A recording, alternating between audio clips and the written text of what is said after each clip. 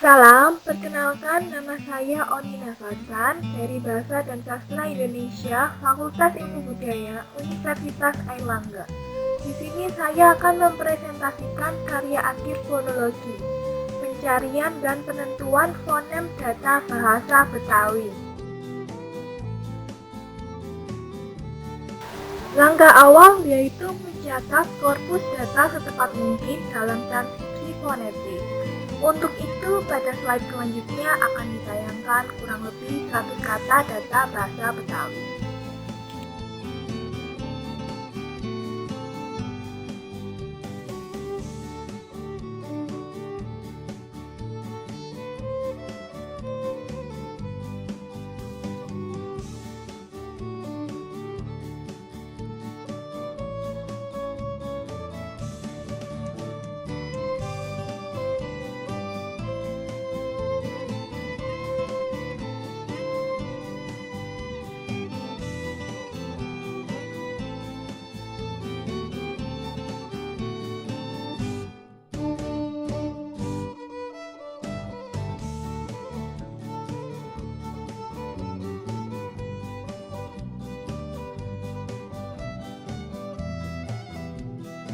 Selanjutnya, langkah kedua yaitu bunyi yang dicurigai memiliki kesamaan fonetik.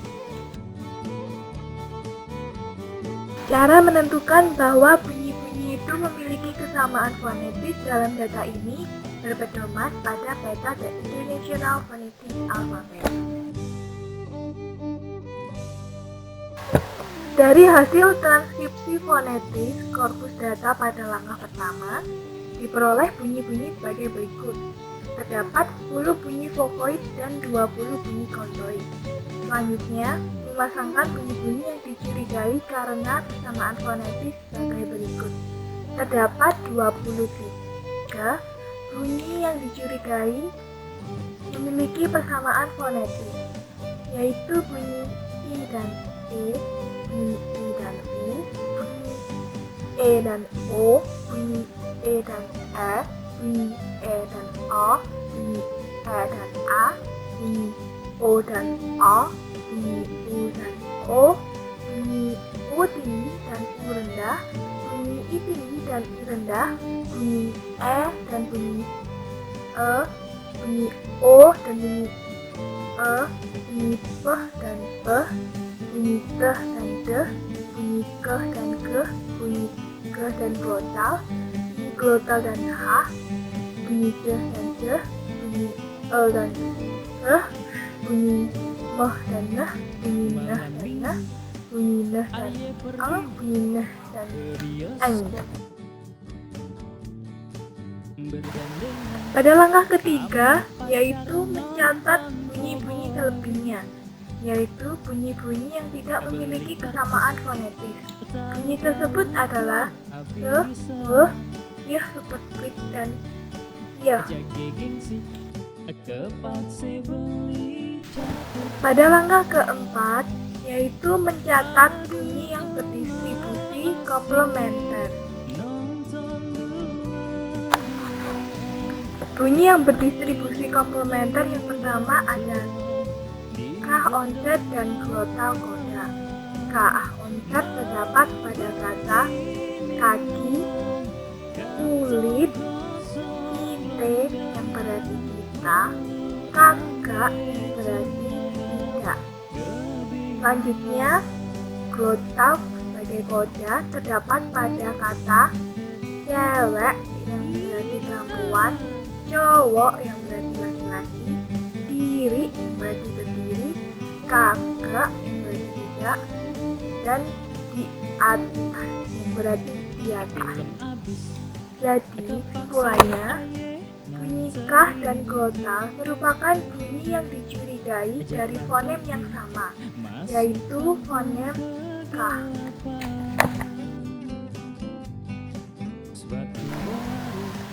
Bunyi yang berdistribusi komplementer yang kedua ada I tinggi untuk silabel terbuka tak berkoda dan I rendah untuk silabel tertutup berkoda. I tinggi pada kata kaki, hati yang berarti hati, indi, ida, idu, bini yang berarti istri, kite yang berarti kita, die yang berarti dia, pikir, mikir yang berarti berpikir, nyium yang berarti mencium, miplak yang berarti mengunyah dengan suara, dan yang terakhir mimpi yang berarti bermimpi. Lalu pada i rendah silaban tertutup berkoda terdapat kata kulit dan kuping yang berarti telinga. Jadi bunyi i tinggi dan i rendah merupakan bunyi dari fonem yang sama, yaitu fonem i. Bunyi yang berdistribusi komplementer yang ketiga ada U tinggi untuk silabel terbuka tak berkoda dan U rendah untuk silabel tertutup berkoda. U rendah terdapat pada kata tulang, susu, pundak, kuping yang berarti telinga, gua, gue yang berarti saya, lo yang berarti kamu, nyium yang berarti mencium, gumoh yang berarti muntah, ngeludah yang berarti meludah, nguap yang berarti menguap, ngucur, ngalir yang berarti mengalir, ngeburu berarti berburu, nyusruk yang berarti jatuh, dan yang terakhir ada umpet yang berarti sembunyi. Lalu pada U rendah terdapat pada kata punggung, perut, usus, rambut, dan yang terakhir mulut. Jadi bunyi U tinggi dan bunyi U rendah merupakan bunyi dari fonem yang sama, yaitu fonem U. Pada langkah kelima, mencatat bunyi-bunyi yang bervariasi bebas.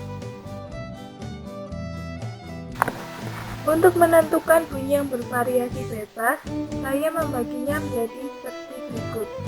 Bunyi A pada golongan 1, yaitu kata mereka, makan, masak, dan megang.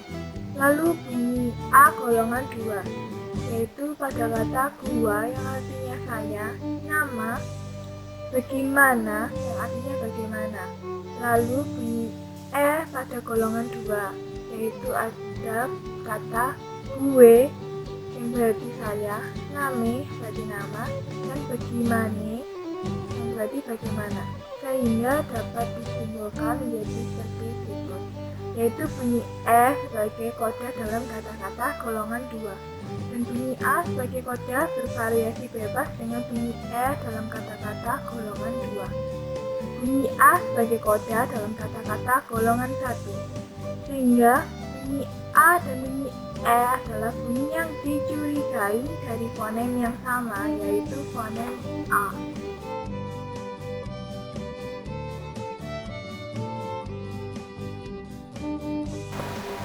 Langkah 6. Mencatat bunyi-bunyi berkontras.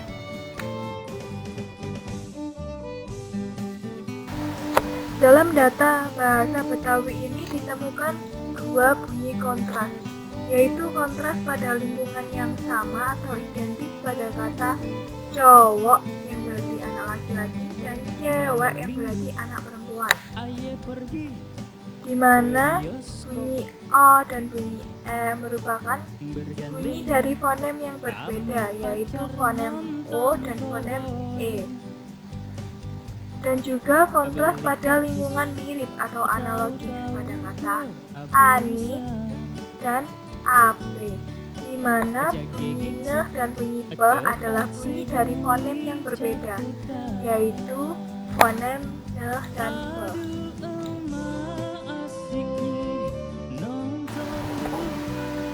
Selanjutnya pada langkah ketujuh ini kita mencatat bunyi-bunyi yang berubah karena lingkungannya. Pada data bahasa Betawi ini terdapat bunyi ne, yaitu yang hidup nasal apikoalveolar pada kata anak, Bini yang berarti istri, renang yang berarti berenang, napas yang berarti bernafas, nembak yang berarti menembak, nikam yang berarti menikam, dan sehidup nasal apicodental pada kata pundak yang berarti perahu, entong yang berarti anak laki-laki, selonjor yang berarti duduk meluruskan kaki, dan segondol yang berarti mencuri. Bunyi ne dan ne adalah bunyi dari fonem yang sama, yaitu fonem ne.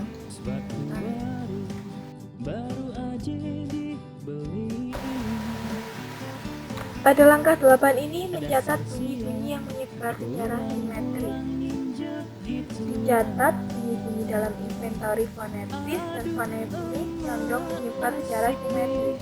Yang telah diketahui pada langkah keempat bahwa bunyi I tinggi dan bunyi I rendah adalah alufun dari fonem yang sama, yaitu fonem I. Karena kedua bunyi yang subfonetik tersebut berdistribusi komplementer, sehingga berdasarkan premis kesimetrisan, mestinya bunyi berikut ini juga merupakan alufun dari fonem yang sama. Bunyi yang menyebar secara simetris yang pertama ada bunyi O, label terbuka sabut koda pada kata orang, ceblok yang artinya berjalan di tempat yang bebek, longok yang berarti melihat, golek yang berarti berbaring, melonjor yang berarti duduk meluruskan kaki, deprok yang berarti duduk di bawah. Lalu ada kata ngejoblok yang berarti berdiri, nyolong, nyopet, ngegondol yang berarti mencuri, morotin yang berarti memeras orang lain dengan licik. Lalu ada kata joprak, ngejoprak, dan yusro yang berarti jatuh. Lalu bunyi O, sila tertutup di koda pada kata congor yang berarti mulut, lo yang berarti kamu, belok, tengkol yang berarti belok, muloh yang berarti muntah, nyaplok yang berarti makan, ngenyot, ngedot yang berarti mengisap, molor yang berarti duduk, gorok, motong yang berarti memotong. Bunyi O dan bunyi O merupakan bunyi dari fonem yang sama, yaitu fonem O.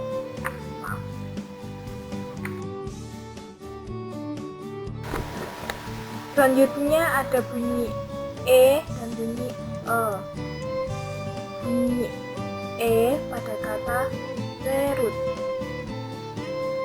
neng yang berarti anak perempuan, cengengesan yang berarti ketawa, goler yang berarti berbaring, deprok berarti duduk di bawah, nembak berarti menembak, belek yang berarti membelah, megang berarti memegang, ngebukain yang berarti membuka, terbang. Bunyi pada kata berikut ini ada datang, seludah, enggak, grogot, minat, denger, lonjor, cepat, ikat, ngejahit, berburu, pra, dan masih ada. Dan selanjutnya bunyi E ada ngegaruk, begawe, ngegawe yang artinya bekerja, meret yang artinya memeras, ngebakar yang artinya membakar, ngejoprak artinya jatuh, bagel yang artinya melempar, gedor, ngegetok, ngetok yang artinya mengetuk. Jadi bunyi E dan bunyi E merupakan bunyi dari fonem yang sama, yaitu fonem E.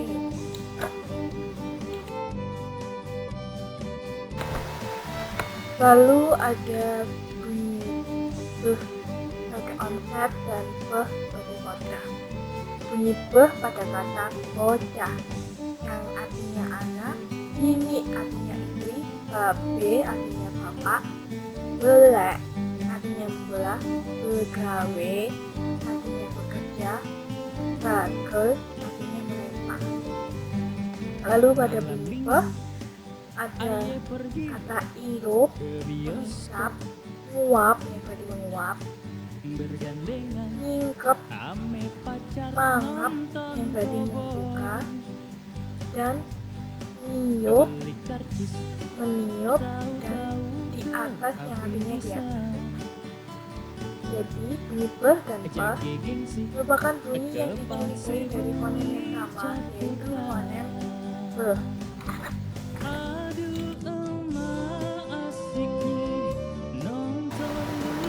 Selanjutnya ada bunyi de dan bunyi be. Bunyi de pada kata cara.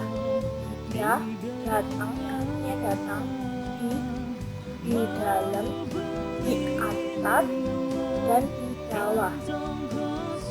Lalu bunyi de pada kata kulit, parut, rambut, mulut, ngegerokot yang artinya menggigit, ngenyot, ngedot yang artinya menghisap, lihat artinya melihat, ngisap yang artinya menghisap, dan ngejahit yang artinya menjahit.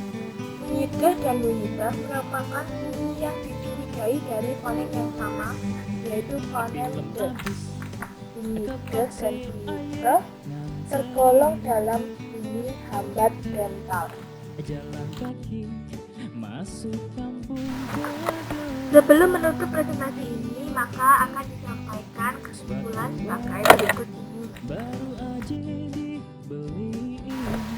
Berdasarkan langkah-langkah pencarian dan penentuan fonem di atas dapat disimpulkan sebagai berikut.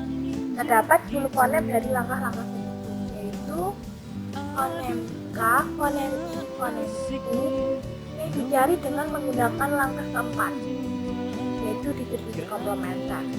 Lalu ada fonem A yang dicari dengan menggunakan langkah kelima, yaitu bentuk variasi bebas. Lalu ada fonem N, fonem P, dan fonem E yang dicari dengan menggunakan langkah keenam. Lalu pada langkah ketujuh ditemukan fonem N. Lalu pada langkah ke-8 ditemukan fonem O, B, dan D.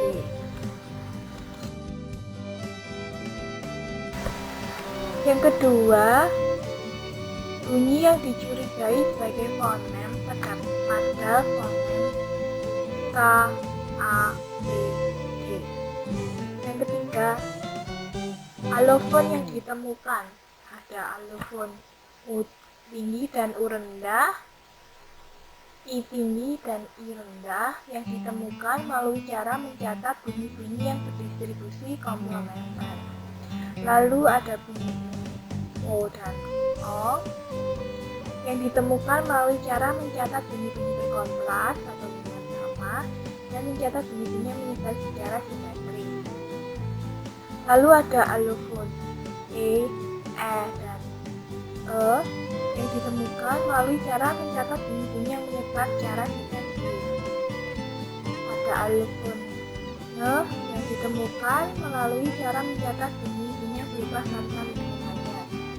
Ada alofon K dan kotal yang ditemukan melalui cara mencatat bunyi-bunyi yang distribusi komplementer. Ada lalu alofon P yang ditemukan melalui cara-cara mencatat bunyi dikontras atau monofonik. Bunyi A yang ditemukan melalui cara mencatat bunyi yang variasi bebas. Bunyi B dan bunyi D yang ditemukan melalui cara mencatat bunyi-bunyi yang menyebar dengan